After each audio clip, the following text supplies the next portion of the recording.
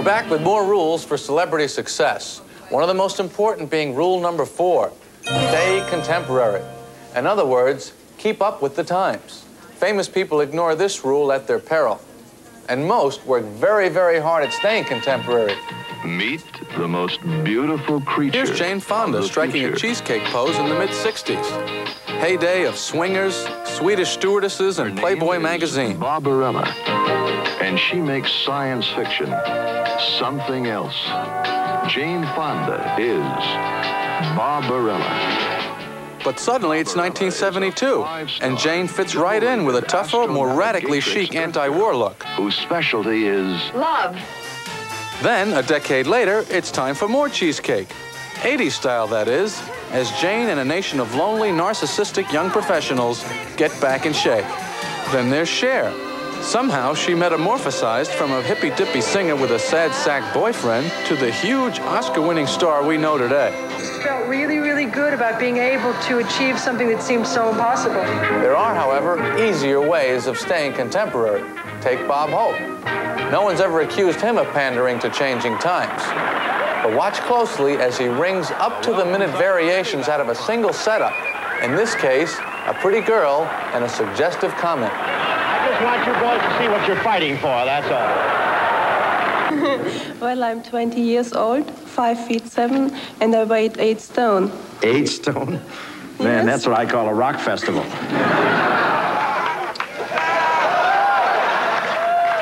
Any of you guys have a pair of high heels I could borrow? For male celebrities, one of the simplest ways to stay contemporary is to change hairstyles every few years. And for those lucky few unencumbered by a thick head of hair, the toupee, or a whole army of toupees, can create a really distinctive look or variety of looks. Looks that will keep on working well into the 21st century. Here, we're running an animated simulation of an aerodynamic hairpiece prototype that we've designed for Burt Reynolds. Burt's toupee is often subjected to adverse conditions. The car chase in Smokey and the Bandit.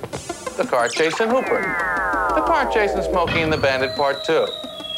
Here, we're testing how his toupee might stand up under a small craft wind advisory. A lot of thought goes into convincing people that Burt's toupee is actually real hair. While being an ultra-contemporary celebrity isn't always easy, figuring out what's contemporary is. Just watch what other celebrities are doing. And what are all the other celebrities doing in 1990? They're being smart, or failing that, looking smart. That's rule number 5. Seem intelligent.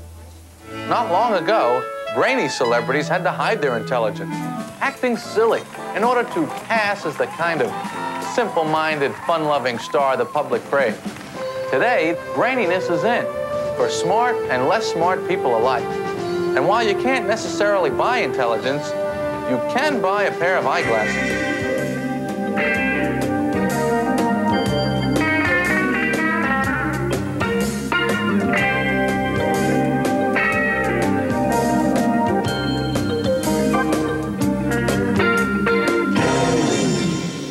Another shortcut to seeming smart is supporting a cause. Now, it's important to support worthy causes, but every few years, there's a new, extra special worthy cause that seems to attract celebrities. This is the rainforest in 1900. And this is the rainforest today. And this is the rainforest in 30 years at present. The tropical forests produce oxygen for the world.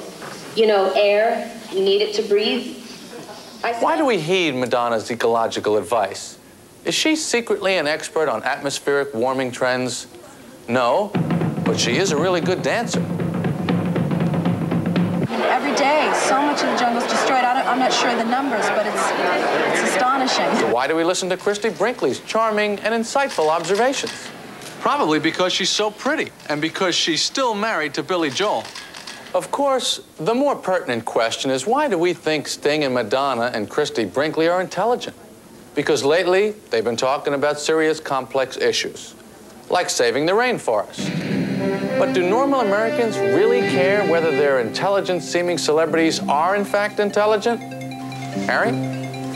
Well, Jerry, the spy poll did ask normal Americans which hobbies we would prefer our celebrities to have. The top 3 pastimes are gourmet cooking, watching sports, and driving race cars. Yeah, now does even one of these popular hobbies require any special intellectual skills? I don't think so. And in fact, hobbies that do demand some hint of mental effort scored much lower. Reading books, as a matter of fact, ended up very near the bottom of our scale, much less popular than hunting. Writing poetry did get 3% of the vote, but it was less popular than both partying in Aspen and surfing. And America's least respected celebrity hobby? Alas, only 1% of our respondents felt that famous people should be Civil War buffs. That's sad news indeed for baseball great Keith Hernandez, a former New York Met, and yes, the only celebrity Civil War buff we could think of. Jerry? Well, now you know enough rules to become famous, or at least sort of famous, like me. Now, many of you probably taped this show and are watching it on your VCR. If you are, stop the tape when I say so and follow the first 5 rules. Ready? Stop the tape.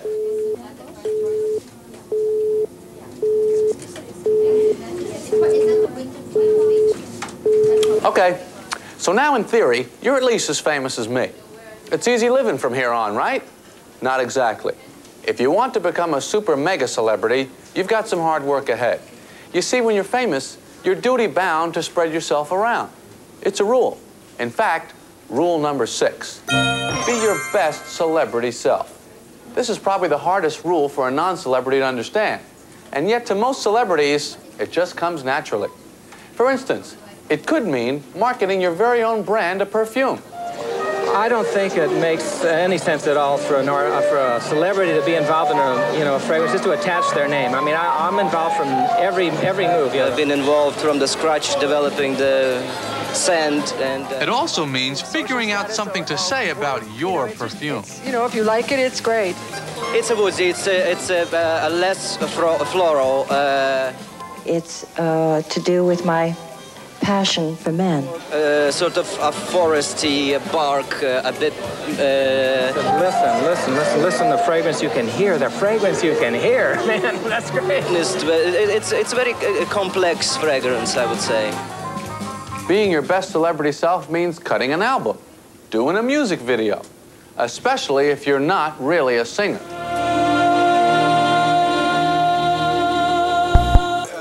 Now that you're famous, the public has seen enough of your talent. Now they want to see your hobbies. That's right, being your best celebrity self means doing things nobody would ever let you do if you weren't already famous. But I will faithfully execute the office of President of the United States. And there's one special hobby that literally all Hollywood stars, every single one of them, would love to share: being a filmmaker. And maybe go into producing or something like that. To me, I'm happy if it's creative. I don't have to be an actor. I can be behind the camera.